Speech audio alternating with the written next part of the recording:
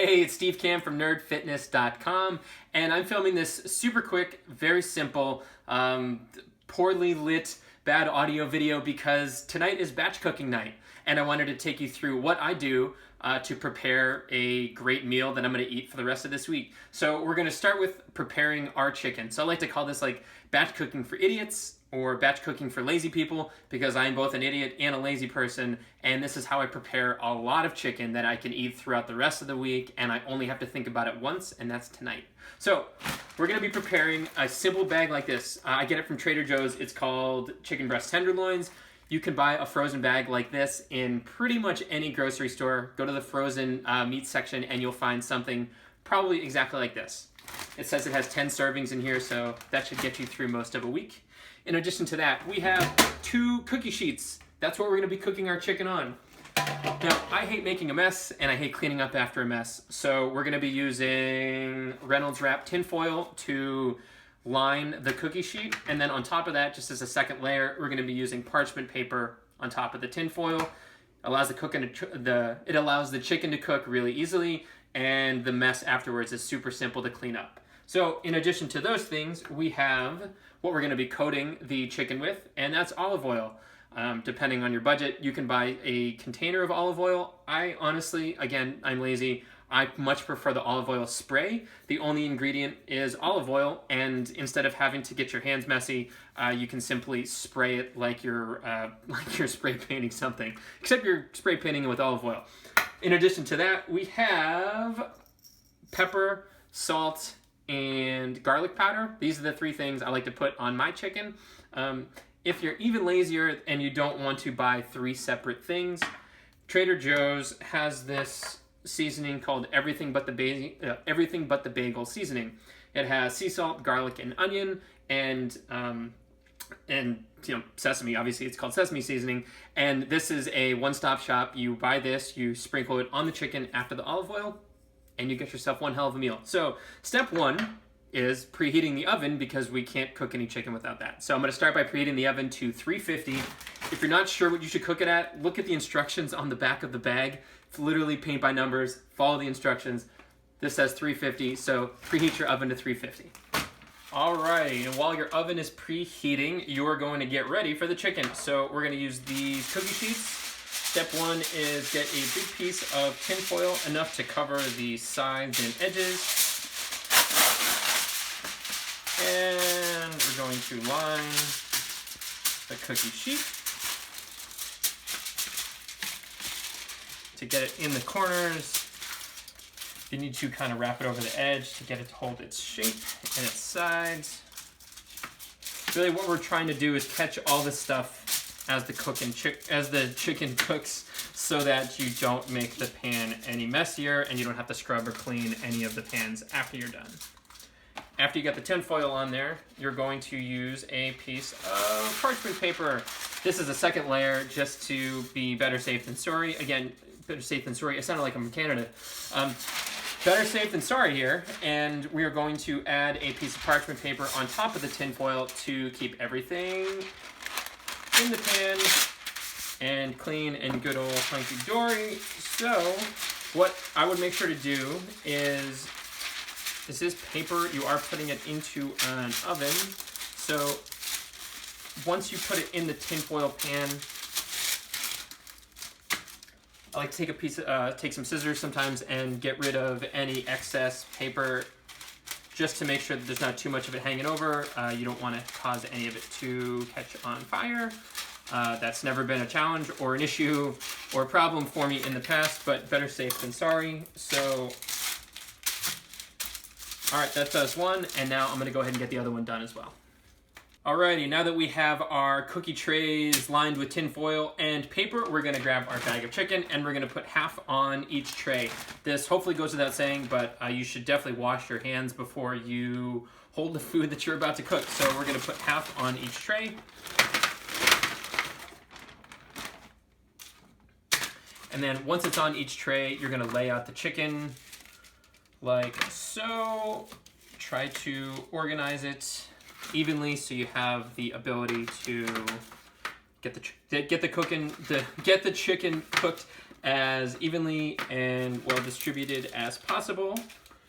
So now that we have the chicken laid out, what I would recommend doing again is I would now wash your hands, at least one of them, because you're going to be using that hand to manage all of your spices and your seasonings and salt and pepper and all that good stuff. So after you have the chicken laid out, wash your hands, even though you're going to be using one of them again to handle and flip over the chicken. Hands are washed. We're going to take our can of olive oil spray, and like your spray painting graffiti, you're going to coat the top of all of this chicken.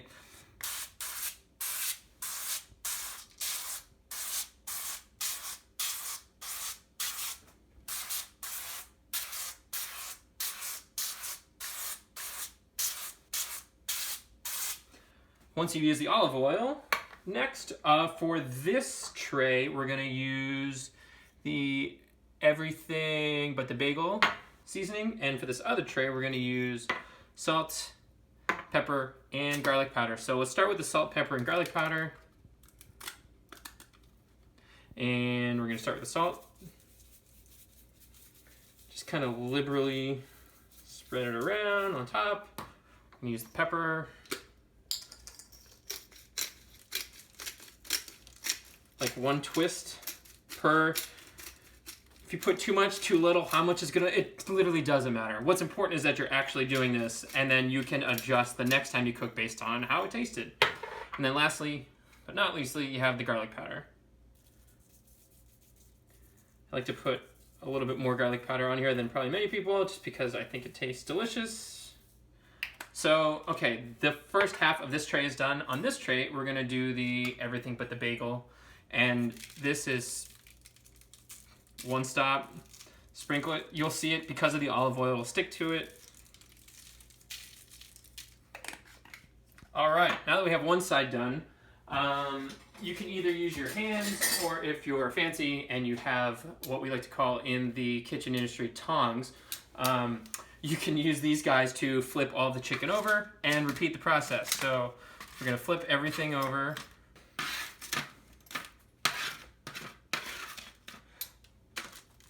And now the chicken is all flipped over. We're gonna repeat the process, grab the olive oil, and we're gonna go back over the same routine. On this side we have the salt, we have the pepper, and the garlic powder. Back to the everything but the bagel sesame seasoning for this side. Alrighty, once your 2 trays of chicken are ready to go, the next step is to stick them in the oven. The back of the bag says set it for 25 minutes. I like to check them about halfway through. Although the instructions don't say so, I actually like to flip them at about 13 minutes. Just grab those same tongs, flip each piece of chicken over, make sure everything is fine. And then I check it at 13 minutes, and then at 25 minutes, the chicken should be done. So we're gonna go ahead and put them in the oven.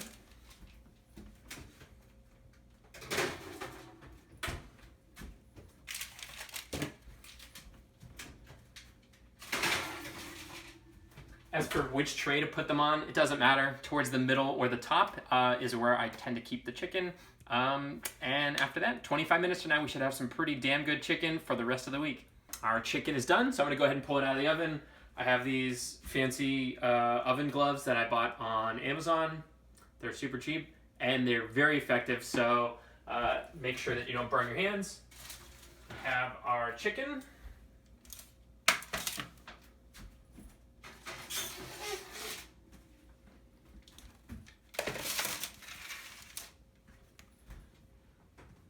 Now, before we eat the chicken, the next step is to make sure the chicken is cooked all the way through. So I get a knife and a fork, and I pick the thickest piece to make sure it's cooked all the way through, and I just give it a cut. And you look at the chicken, you want to make sure that the chicken is uniform color, white. You want to avoid any pink looking chicken or chicken that looks pink in the middle and white around the outside. That means it's not cooked evenly. But right now, this chicken looks pretty good to go. So the final step for tonight is to put some chicken on a plate for me to eat tonight, and put the rest of the chicken away in this Pyrex Tupperware container that also you can buy on Amazon or in any grocery store. If you don't have one of these, when you go to the grocery store to buy all your other stuff, pick up a container. I like to put all the chicken in the same thing, just keep it super simple. Other people I know love to portion out their chicken into individual, let's say 2 to 3 pieces for each meal. So that way every morning when they wake up and they're going into work, they can simply grab their Tupperware container.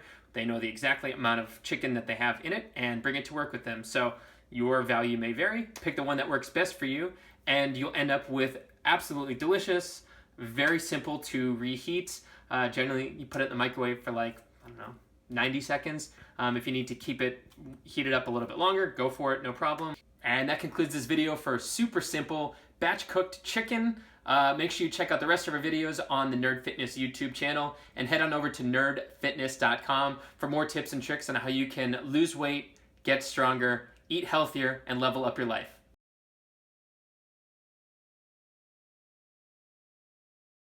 So next we're going to put them in the oven. That's the microwave.